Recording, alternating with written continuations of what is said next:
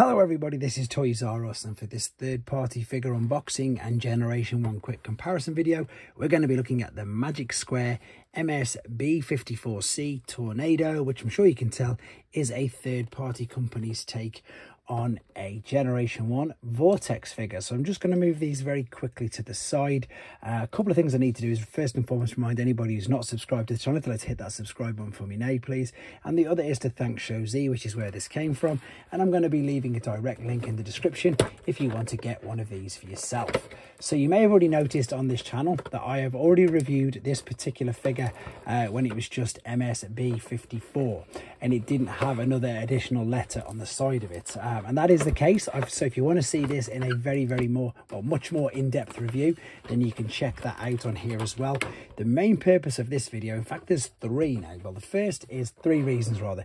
The first is because I've been asked to do a Generation 1 comparison, so I'm going to do that with this. The other couple of reasons is that as these figures came out, I sold them on, so never got to do a combining video and B, a group video. So what I've done is I've managed to get the newer deco versions apart from Brawl.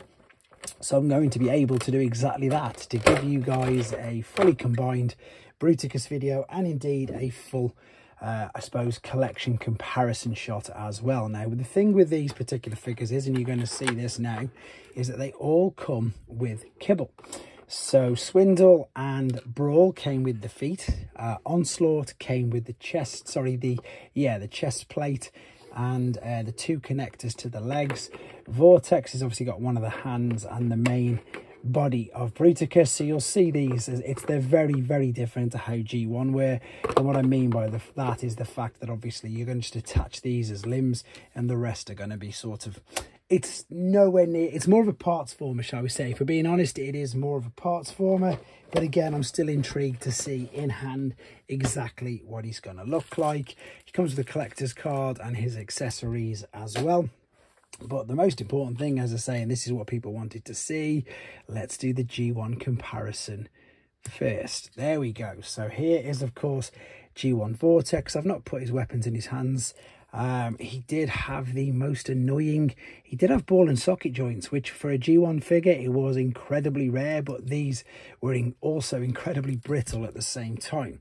The figures though, considering this is what's classed as legend scale, which is known as to be a much smaller than the main deluxe figures, he's still quite a bit bigger than this guy. The articulation though is off the charts with these. The head will go all the way around, no issues whatsoever. The shoulders are able to come up to give you full T, going all the way around. You can swivel at the bicep, you can flex at the bicep. The fists, I think they do pop off their ball and socket anyway, but you can rotate the wrists. These guys have genuine ab crunches as well, even for such a small figure. There's an ab crunch there, as well as the waist rotation, as well as the legs kicking all the way forward, way past the point of the splits. Not so much going back with most of these, but you've got your thigh cut, your knee bend, your ankle tilt and rock. So you can see with regards to articulation, completely different league. And again, what's I suppose a bit surprising is, I know that these bots weren't very big, but this is much bigger than the original one. So there is your brief I suppose G1 comparison.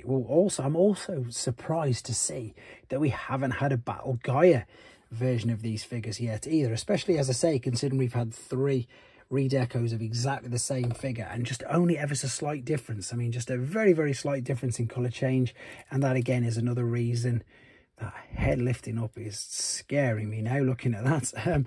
What was I saying? Yes, just a very slight change in the color scheme, but nothing where they've gone for a completely different figure.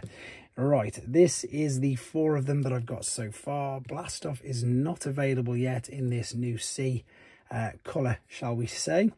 And again, you couldn't get, they always do some crazy, like, I don't know what numbers they work off, but by the time I'd come to getting these three, Brawl with the C on the end had completely sold out.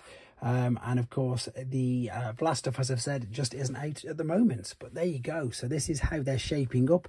Of course, when I get Blastoff, I'm going to do again a mini comparison video, then I'll do the full combining video, and then of course we'll do some more in-depth comparisons as well. So there you go guys, hope you enjoyed it. Take care.